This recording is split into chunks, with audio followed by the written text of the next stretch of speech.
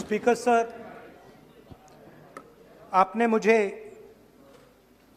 सदन में बोलने का मौका दिया, इसका मैं बहुत बहुत आभारी हूं। धन्यवाद। कल प्रधानमंत्री जी ने अपने भाषण में विपक्ष के बारे में बोला था कि विपक्ष आंदोलन की बात कर रहा है,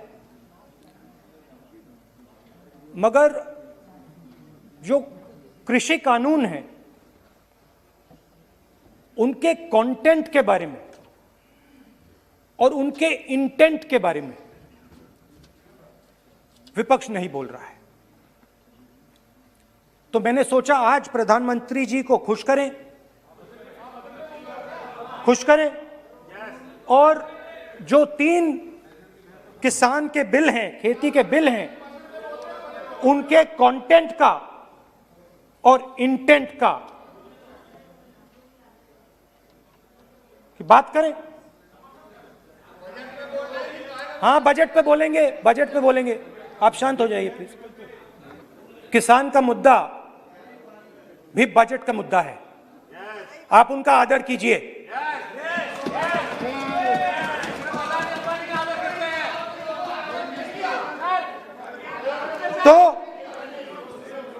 तो बात है कि इन 3 कानूनों का कंटेंट और इंटेंट क्या है। तो पहले कानून का कंटेंट क्या है? पहले कानून का कंटेंट है कि कोई भी व्यक्ति देश में कहीं भी कितना भी अनाज, सब्जी, फल खरीद सकता है, जितना भी खरीदना चाहता है खरीद सकता है। तो अगर खरीदी देश में अनलिमिटेड खरीदी होगी तो मंडी में कौन जाएगा? मंडी में कौन जाके खरीदेगा? तो पहले कानून का कंटेंट मंडी को खत्म करने का है। इसका लक्ष्य मंडी को खत्म करने का है। दूसरे कानून का कंटेंट क्या है कि बड़े से बड़े उद्योगपति जितना भी अनाज, जितना भी फल, जितनी भी सब्जी स्टोर करना चाहते हैं वो स्टोर कर सकते हैं, कोई लिमिट नहीं, जितना वो होल्ड करना चाहते हैं कर सकते हैं। दूसरे कानून का कंटेंट एसेंशियल कमोडिटीज एक्ट को खत्म करने का। दूसरे कानून का कंटेंट जमाखोरी को अनलिमिटेड तरीके से हिंदुस्तान में चालू करने का। अब तीसरा भी कानून है। तीसरा कानून का कंटेंट जब एक किसान हिंदुस्तान के सबसे बड़े उद्योगपति के सामने जाकर अपने अनाज के लिए, अपनी सब्जी के लिए, अपने फल के लिए सही दाम मांगे तो उसे अदालत में नहीं जाने दिया जाएगा। तीसरे कानून का कंटेंट, आपको याद होगा सालों पहले फैमिली प्लानिंग का एक नारा था, आपको याद होगा, हम 2 हमारे 2। अब मैं इंटेंट की बात करता हूं, कानून के इंटेंट की बात। आज क्या हो रहा है, जैसे कोरोना दूसरे रूप में आता है वैसे ही ये नारा दूसरे रूप में आया है। आज इस देश को 4 लोग चलाते हैं,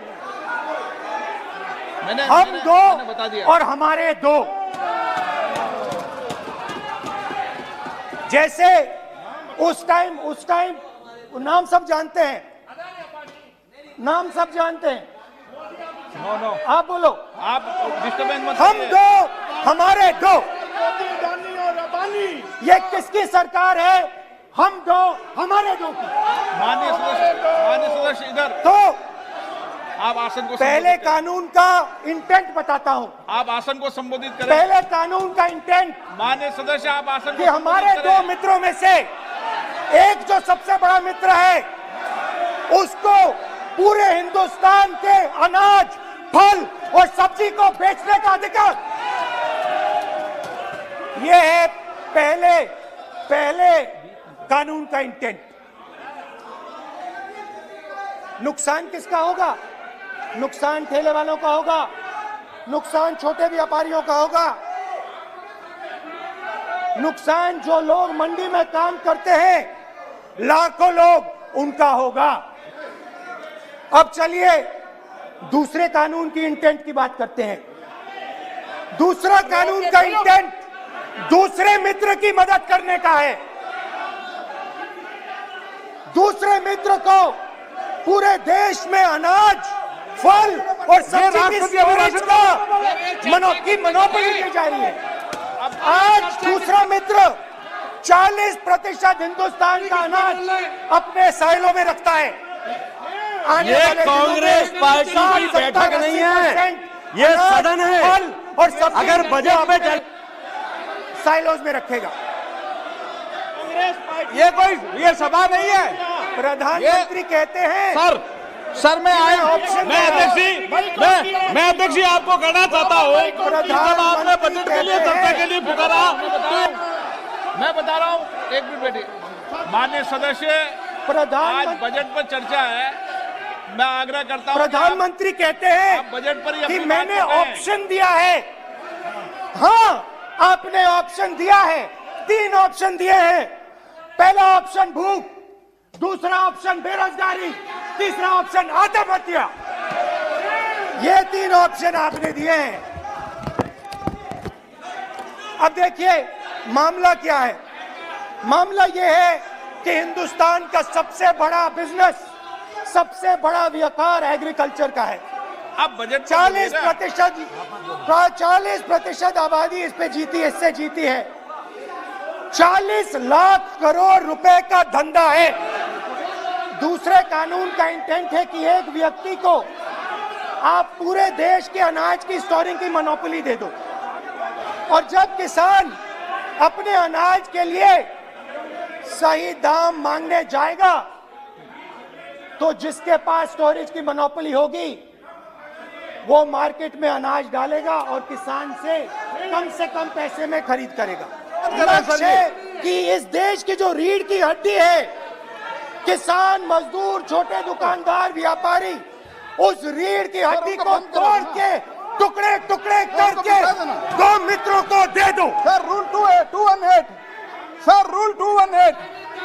सर आपने माइक बंद कर दिया। बोलने दीजिए, बैठिए। माइक बंद कर दिया सर आपने। सर बैठिए, आप क्यों डिस्टर्बेंस कर? खैर, इससे होगा क्या? जब ये कानून लागू होंगे तो जो इस देश के किसान हैं, इस देश के मजदूर हैं, छोटे व्यापारी हैं, इनका धंधा बंद हो जाएगा। इनमें से किसानों की खेत चली जाएगी, किसान को सही दाम नहीं मिलेगा, छोटे दुकानदारों की दुकान बंद हो जाएगी, और सिर्फ 2 लोग, हम दो और हमारे 2 इस देश को चलाएंगे। हिंदुस्तान का फूड सिक्योरिटी का सिस्टम है वो नष्ट हो जाएगा, और पहली बार सालों बाद एक बार फिर पहली बार हिंदुस्तान के लोगों को भूख से मरना पड़ेगा। रूरल इकोनॉमी नष्ट हो जाएगी और ये देश रोजगार नहीं पैदा कर पाएगा। ये नई चीज नहीं है। ये आप मत सोचिए कि ये नया अटेम्प्ट है, पहला अटेम्प्ट है। ये पहला नहीं है। ये काम प्रधानमंत्री ने हम दो हमारे दो के लिए पहले नोटबंदी में शुरू किया था। पहली चोट नोटबंदी थी, आइडिया किया था गरीबों से, किसानों से, मजदूरों से उनका पैसा लो, बैंक में डालो और हम दो हमारे दो के जेब में डालो। स्मॉल मीडियम सेक्टर को खत्म कर दिया, किसानों को बर्बाद कर दिया। वहां नहीं रुके, फिर गए जीएसटी, गब्बर सिंह टैक्स, 5 अलग अलग टैक्स, और फिर से उन्हीं बेचारों पर आक्रमण, उन्हीं किसानों पर, उन्हीं मजदूरों पर, उन्हीं व्यापारियों पर आक्रमण। फिर कोरोना आता है। कोरोना के समय मजदूर चिल्ला चिल्ला के कहते हैं हमें बस का टिकट दे दीजिए, हमें ट्रेन का टिकट दे दीजिए। नहीं नहीं नहीं, तुम्हें नहीं मिलेगा, तुम पैदल घर जाओगे। एक मिनट माननीय सदस्य प्लीज। मगर टैक्स माफ जरूर होगा, माननीय सदस्य जरूर होगा। माननीय सदस्य 5-10 उद्योगपतियों को टैक्स होगा। माननीय सदस्य प्लीज। तो पहले नोटबंदी, फिर जीएसटी, फिर कोरोना के समय उन्हीं 4-5-10 लोगों को पूरा का पूरा कर्जा माफ, 10 लाख करोड़ रुपए जो भी था कर्जा माफ। मगर हुआ क्या? हिंदुस्तान का रोजगार का जो सिस्टम है, जो स्मॉल एंड मीडियम इंडस्ट्री है, वो खत्म हो गई। आज ये देश रोजगार नहीं पैदा कर सकता है, सीधी सी बात। और आज नहीं, कल भी ये देश रोजगार नहीं पैदा कर पाएगा, क्योंकि आपने इस देश की रीढ़ की हड्डी तोड़ दी है। किसान की, मजदूर की, छोटे दुकानदार की, स्मॉल मीडियम बिजनेस की रीढ़ की हड्डी तोड़ दी।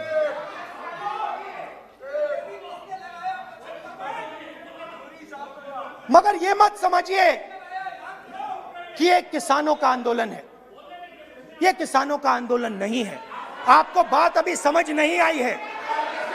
ये देश का आंदोलन है और ये किसान सिर्फ रास्ता दिखा रहा है। किसान अंधेरे में टॉर्च दिखा रहा है और एक आवाज से ये पूरा देश उठने वाला है। पूरा देश एक आवाज से हम दो हमारे दो के खिलाफ उठने जा रहा है। और ये याद रखिए, मैं कह रहा हूं, लिख के ले लीजिए। आप सोचते हो कि हिंदुस्तान के किसान को, मजदूर को, छोटे दुकानदार को अपने पैसे से, अपने धन से परे कर सकते हो, ये आप सोचते हो। आप ये सोचते हो। आप लिख के ले लो मुझसे, किसान 1 इंच पीछे नहीं हटने वाला है। किसान आपको हटा देगा, मजदूर आपको हटा देगा, छोटा दुकानदार आपको हटा देगा, मगर वो पीछे 1 इंच नहीं हटने वाला। आपको कानून वापस लेना ही पड़ेगा। अब बात करते हैं बजट की। जब बजट पर बातचीत करने की बात उठी थी, प्रेसिडेंट एड्रेस पे बात करने की बात उठी थी, तो हमने कहा था, विपक्ष ने कहा था, हमें किसानों के आदर करने के लिए किसानों के सब्जेक्ट पे अकेला बोलने दीजिए। एक साथ हम सब मिलकर किसानों के मुद्दे पे बोलेंगे। स्पीकर सर ने सरकार से पूछा और सरकार ने कहा नहीं, किसानों के मुद्दे पर चर्चा नहीं होगी, बजट पे होगी और प्रेसिडेंट एड्रेस पे होगी। अलग चर्चा किसान के मुद्दे पे नहीं हो सकती। तो प्रोटेस्ट में मैं कह रहा हूं, मैं बजट पे आज यहां टिप्पणी नहीं करने वाला हूं। मैं आज सिर्फ किसान के मुद्दे पे बोलूंगा और उसके बाद मैं अपना मुंह चुप कर दूंगा। अंत में मैं कहना चाहता हूं कि जो 200 किसान शहीद हुए, उनको इन लोगों ने श्रद्धांजलि नहीं दी। मैं सब सांसदों से कहना चाहता हूं, मैं अपने भाषण के बाद 2 मिनट शहीदों के लिए मौन रहूंगा। आप मेरे साथ खड़े हो जाइए। धन्यवाद।